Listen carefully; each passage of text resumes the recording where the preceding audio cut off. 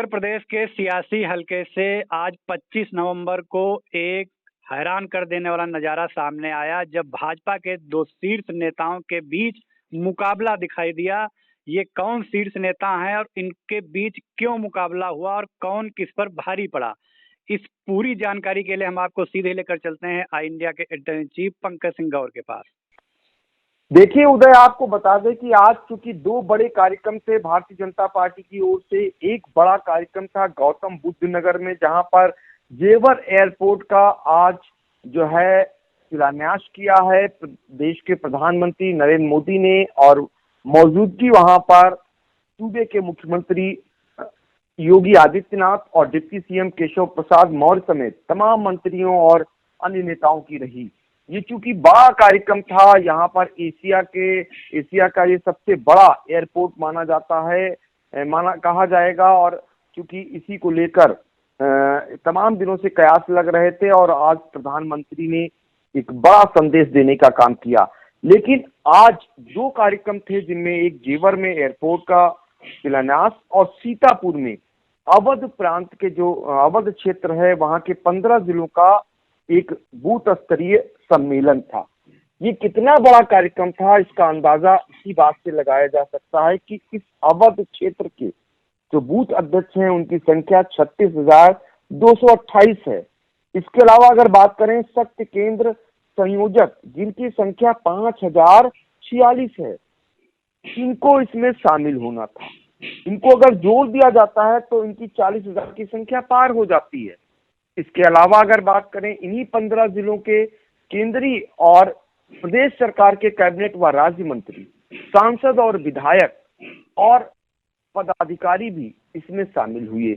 जाहिर तौर पर ये 50,000 से ऊपर की भीड़ का कार्यक्रम था और ये उनके अपने कार्यकर्ताओं का कार्यक्रम था। लेकिन सबसे हैरत की बात ये देखने को मिली कि नेशनल स्तर के टीवी चैनल हो या फिर राज्य स्तर के टीवी चैनल जेवर के कार्यक्रम को ही सुबह से दिखाते रहे। इसके अलावा अगर हम बात करें बीच बीच में यहाँ तक कि अखिलेश यादव का भी आज एक कार्यक्रम लखनऊ में था, उसको भी दिखाते रहे। लेकिन सीतापुर में जो बूथ अवध क्षेत्र के बूथ अध्यक्षों और इसके अलावा शक्ति केंद्र संयोजकों का जो बड़ा कार्यक्रम था, जिसमें देश के रक्षा मंत्री राजनाथ सिंह स्वयं शामिल हुए थे, उनकी अध्यक्षता में कार्यक्रम हुआ, वो झलक नहीं दिखाई गई। तो जाहिर तौर पर जेवर के कार्यक्रम के आगे राजनाथ सिंह का कार्यक्रम बौना कर दिया गया।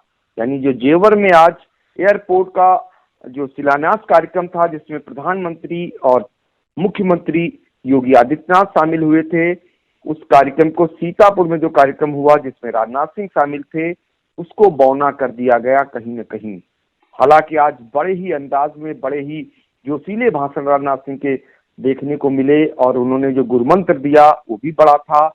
ये भी बता दें आपको कि इस कार्यक्रम के बड़े होने का जो सवाल बार बार हो रहा है, उसमें ये लोग तो थे ही। इसके अलावा अगर हम बात करें देश के दो केंद्रीय मंत्री, जिसमें केंद्रीय गृह राज्य मंत्री अजय मिश्र टेनी और कौशल किशोर शामिल थे। इसके अलावा प्रदेश सरकार के कैबिनेट और राज्य स्तर के मंत्री थे 9 और 11 सांसद, और भारतीय जनता पार्टी की राष्ट्रीय उपाध्यक्ष रेखा वर्मा भी इसमें शामिल थी। सुनील बंसल, जिनके ऊपर प्रदेश के संगठन का भाजपा के दारोमदार है, जिनके नेतृत्व में अभी तक भाजपा फतेह करती आई है, वो भी मंचासीन थे, और अन्य भी जो रणनीतिकार हैं चुनाव के, वो भी मौजूद थे। बावजूद इसके इतने बड़े कार्यक्रम को मीडिया में जगह नहीं मिली। अगर जगह मिली तो सिर्फ और सिर्फ पीएम के जेवर में जो एयरपोर्ट का शुभारंभ हुआ उसको मिली। अब सवाल ये उठ रहा है कि आखिर भारतीय जनता पार्टी को पता था कि जब एक ही दिन में दो कार्यक्रम थे तो एक ही समय पर क्यों किए गए? ये भी बड़ा सवाल है उदय। एक ही समय पर प्रधानमंत्री पहुंचते हैं वहां नोएडा के जेवर में, और उसी समय के आसपास राजनाथ सिंह का हेलीकॉप्टर उतरता है सीतापुर के मिलिट्री ग्रास फार्म पर।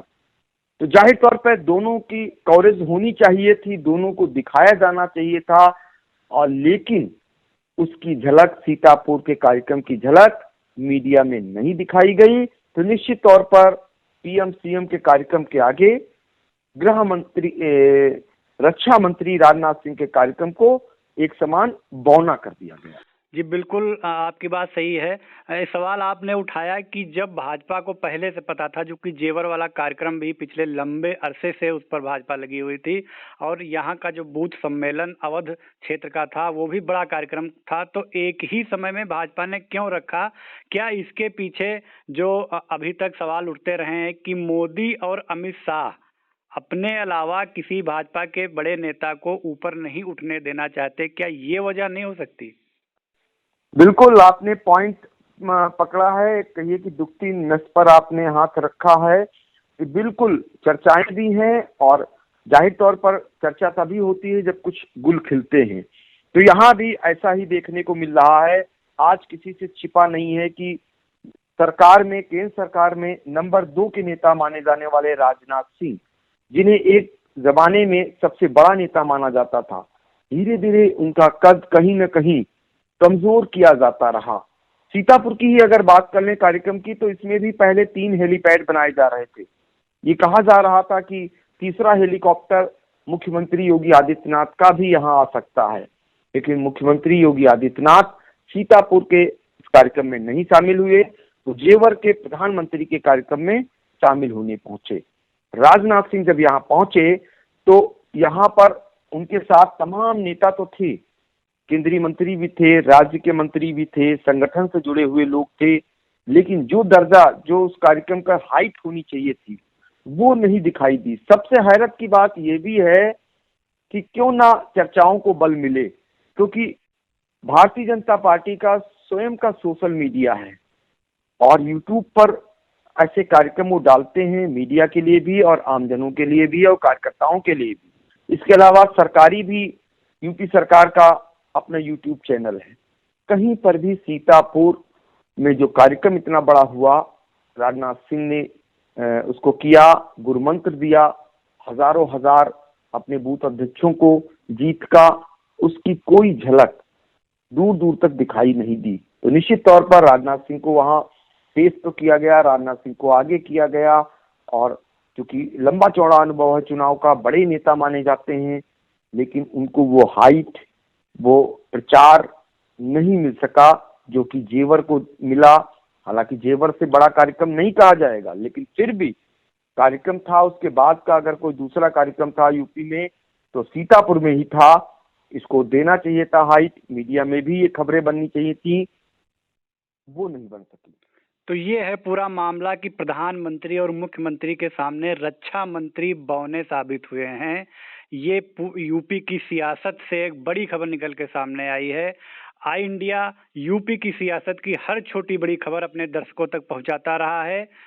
राजनीतिक खबरों से अपडेट रहने के लिए दर्शक जुड़े रहें आई इंडिया से।